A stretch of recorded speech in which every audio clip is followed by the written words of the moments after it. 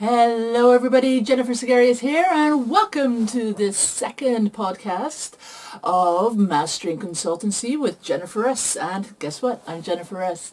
Great to have you join me again today. And it's been wonderful getting some of the lovely responses from you guys after the first podcast. I am deeply honored that you're liking it. So that gives me all the motivation that I need to carry on with this second episode. So let's answer some of those questions that you've been sending in, shall we? Because Emily Thornton from Essex in England has asked me, what exactly does a management consultant do and what do I need to have? What kind of skills do I need to have in order to become a good consultant?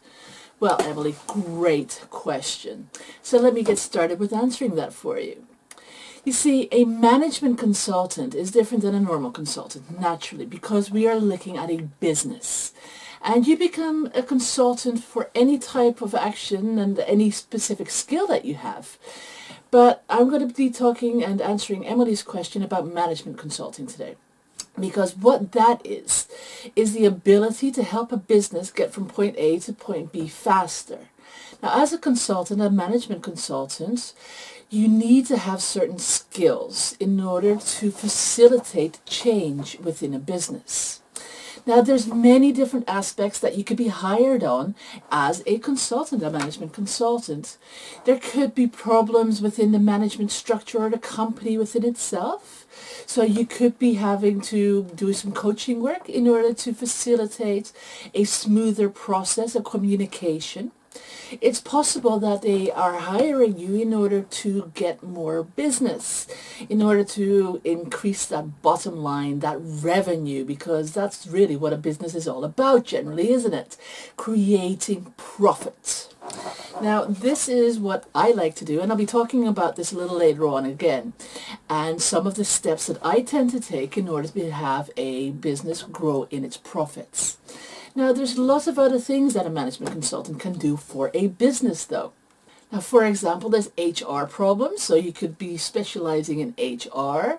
There could be sales problems. There could be process problems.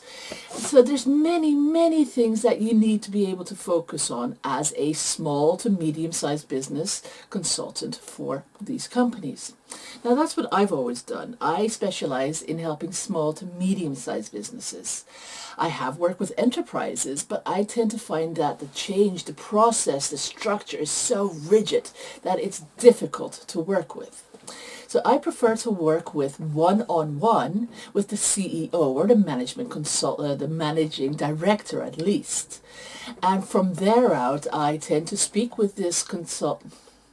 So I don't speak with the consultant, I speak with the CEO. Once a week or once every 2 weeks, I'd have a good sit down via Skype or face-to-face, and we would discuss all the issues within the company. And I generally start off, my first orientation meeting would be a questionnaire. And in it, I have mapped out all sorts of issues. So how's the management? Do you get proper feedback? Do you know what's happening in your company at all times? How is your profit? And what kind of issues are you encountering? What do you want to change in your business? If you had a magic wand, what would you change in your business if you could? And these are all the issues that I work on with that client. So after knowing what it is that we need to work on within a company, we look at the structure of how to be able to increase a profitability and a flow within that problem. So in order to become a management consultant, Emily, you need to have certain skills. You need to be smart. For one, you need to have a background in economics and you need to have a good insight into business. Now, not every business out there is going to hire you if you have absolutely no knowledge of how a business works. Now, when I first started out as a management consultant, I didn't even have my own business yet. I was in the process of setting it up. I had actually worked for other companies as a management consultant, but I had never, ever changed an entire company. So in these cases, it's very useful to have a set of processes or schematics that you can hold on to in order to know what it is that you can do at what points. Now at this point, I'm going to recommend a course for you. It's called bossbusinessboost.com, and it's a course that I wrote myself, and it's all about management consulting and just general consulting. How to set up your business, how to do everything on that path that you're going to encounter for you to have a profitable business, and how to be very profitable as a consultant. So, excuse me, that's a little itch. So that's bossbusinessboost.com, and it's going to do amazing things for you, Emily. As well as being smart and having insights into a business, you need to be able to be analytical, and you also need to be able to have coaching skills. And by the way, in bossbusinessboost.com, there is an entire chapter dedicated to gaining your coaching skills. How to navigate the waters of communication, because very often people say something completely different than what they really mean. So good coaching, the listening skills are right there, so you know what's actually being said. So those are a couple of the things that you need. Now, there's another question that Kenneth Roderick from London has asked me. Now, Kenneth, good to see you on board, and very glad that you enjoyed the first podcast. Wonderful stuff. Now, Kenneth, you asked me what qualifications do I need to start as a management consultant? Great question. Let me answer that for you. In truth, none. You don't need to have any form of qualification to start as a management consultant. Is it useful to have an MBA? Yeah, perhaps, but only because in order to help a company, you need to have a grasp of economics, of costing, of price strategies, of marketing, of sales concepts, of management structures. It's very useful to have economic skills. But having said that, the work that I tend to do lately is only online marketing, just because I love it and I've gotten very, very good at it. So I have gone out and I have followed every single master in the field. And these are people like Frank Kern, Neil Patel, digital marketer Ryan Dice. So these people have some absolutely amazing knowledge, and I took every course that they had out there, and I have just absorbed all the information. And with that knowledge, and this is the knowledge that most people, let's call it 99% of the marketplace, does not have. With that knowledge, I help other clients to become more profitable in the process as well. So do you need to have an MBA to become a management consultant? No, not at all. It depends on where you specialize. Nowadays, I am more of a marketing consultant, a business growth consultant, than a strict management consultant, because I don't enjoy the economics of it anymore. What I do enjoy is the creativity of the marketing side of it. So Kenneth, if you want to become a management consultant and you want to help businesses with structure, with management, with cost analysis, then yes, it's handy to have an MBA, but you don't need it. You really don't. If you have enough faith in the knowledge that you have, if you're book smart and street smart, then you don't need to have that MBA. Because let's look at it. Let's be honest. Many of the most successful billionaires and entrepreneurs are the ones who do not have any form of qualification. I follow also people like Anthony Robbins. I went to his business mastery course, and he says this as well. There is so many smart people out there who do not have the qualifications, but they are leaders. They are captains of industry. Look at Mark Zuckerberg, from Facebook, of course. Look at Microsoft, Bill Gates, no MBA, he dropped out of college. So many instances, so many people do not have an MBA. You don't need a college degree in order to be successful at something, as long as you have passion. And that really is, the word of the day, le clair de jour, passion. Passion makes this work or it doesn't. If you are willing to get up every morning and work your socks off, and I mean outwork your competitors, then you will have success if you want it. If you are the kind of person who sits around and thinks, I think I'll just watch a game or play a game or watch some TV, rather than pick up a book, work on your knowledge, work on your website and work on your network, work on your skills, then you can have a lot of success. Sure you can, but you're never going to be more successful than your competitors because they will outwork you. Gary Vaynerchuk, he is an amazing personality. I love his inspirational messages. He was from the Wine Library, and he has branded himself into being such a social media icon that he is absolutely amazing to watch. And he's got some courses out there on Udemy, for example. I took this course as well because I think it's amazing how to do personal branding. And he says some amazing stuff, like what I just said just a second ago, outwork your competitors. That's exactly what he says. That's where I kind of stole it from. Sorry, Gary. But it's wisdom. He tells you that if you want to be successful, the most successful person in your niche, and it doesn't matter what your niche is, pick it. Pick a niche, stick with it, work hard, work smart, because you don't have to work 12 hours a day, as long as you work on your priorities. Now, here I'm going to come back to Anthony Robbins for a second, because Anthony Robbins is one of my favorite people. There's this question, who would you like to have dinner with most in this world? It can be someone alive or past.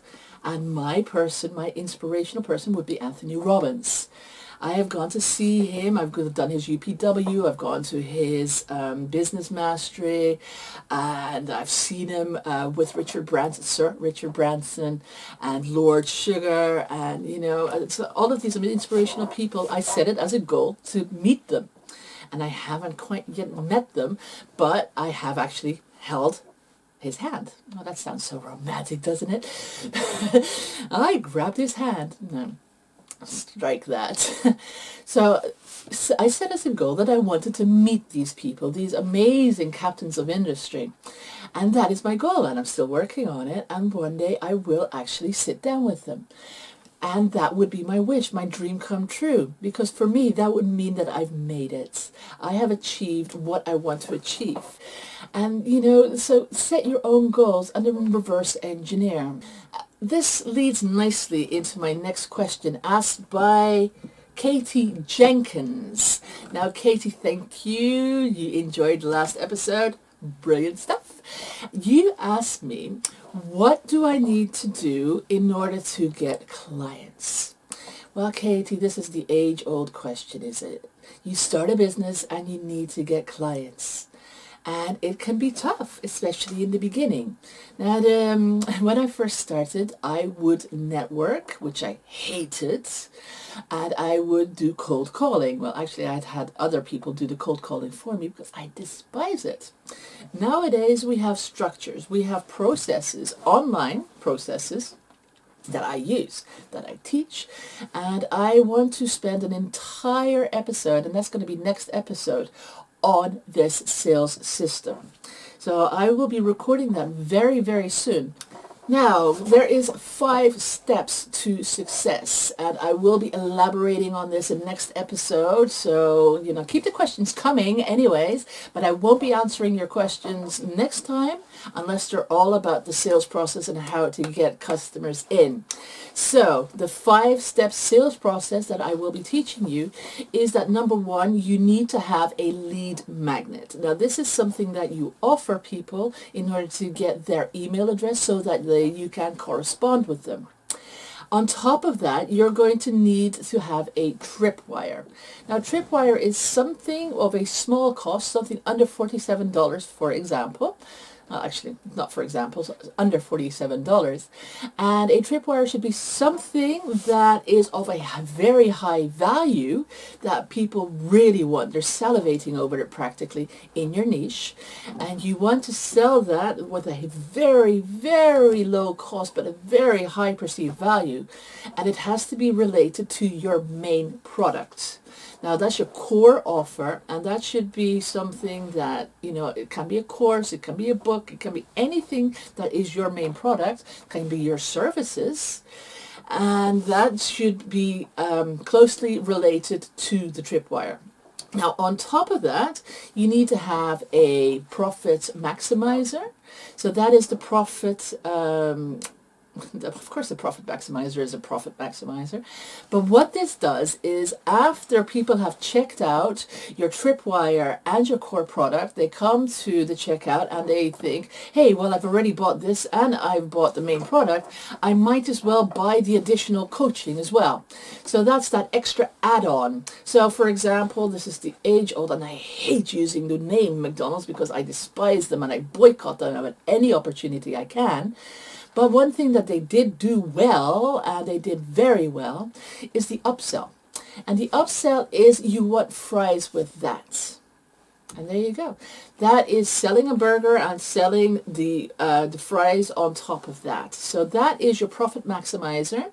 And I will be talking about strategies next time and how to think about different areas and how to think about how to make your own product if you don't have one, or your services. Now those are 4 items. Number 5 of this 5-step sales process is the automation. Now automation means that you're going to have to do a little bit of work. And if you're not technically inclined, don't worry about it, because you can learn. I learned as well. I sat down one day and I decided that I was going to do this. And rather than hire someone else, I decided that I needed to know how to do it myself. So I taught myself coding, and I taught myself the creation of sales pages, and I taught myself how to build a website and how to make things look all pretty. And, next thing I knew, I had a lot of tech knowledge. And nowadays, I call myself a bit of a tech geek. I love it. I have all the latest gadgets. I always do. And, it's part of me now. And so because I am an autodidact when it comes to not only consulting a lot of aspects of it, but also to the tech aspect of it, I actually started a website called All Geek Everything. And it's cute. But in that website, I teach you all about sales processes. I really should change that around a little bit one day. But what happens is one day you think that a hobby can turn into a passion, and it can turn into your income. And that's what happened with me. I turned my love for creating videos and marketing and, all these things, I turned it into my passion. And now it's my bread and butter. So if this is something that sounds great to you and you want to start making money with consulting, I applaud you. Good for you. There is so many different types of consulting that you can do. You really need to just look into it and see what it is that you want to work with. And how to get your passion? Well, there's many, many different ways. Sit down, have a good think, and just think, what is the kind of thing that you like to do? Do you like to read books? Do you like to discuss them? Do you like to make videos? Do you like to make things? Do you like to analyze things? Do you like to discuss people? Do you like to analyze people? Figure out where your passion is. Is it fashion? Is it makeup? Is it jewelry? I don't know.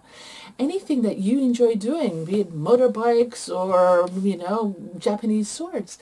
Whatever it is that you like to do, see if you can turn it into your business, because that's where the money is. Your passion is the money. So, here endeth the speech. Goodness. I am very glad that you joined me today, and I am going to say sayonara until next time. Next time, like I promised you, I will be talking all about the sales process, and I will go step through step every little aspect of it to help you get your first clients as well.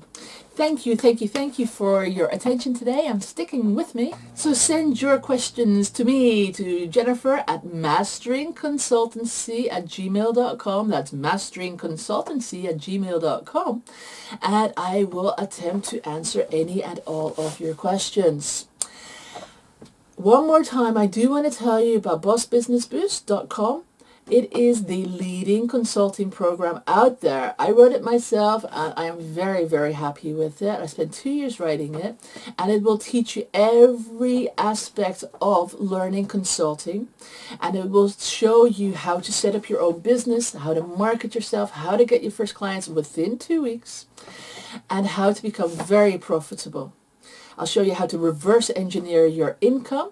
So if you want to know how much to charge your clients, how much you want to work, how many hours a day you want to work in a week, we work on that, and I tell you exactly what it is. I guide you through the process of setting up your own business so you will never be alone.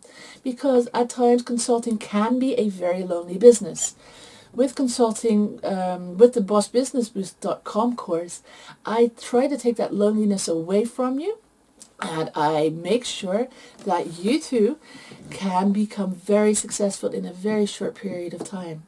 So that's all about Boss Business Boost. Right now we are at masteringconsultancy.com, and I am very much looking forward to spending time with you next time again. So until then, stay safe, be successful. Take care. Bye-bye.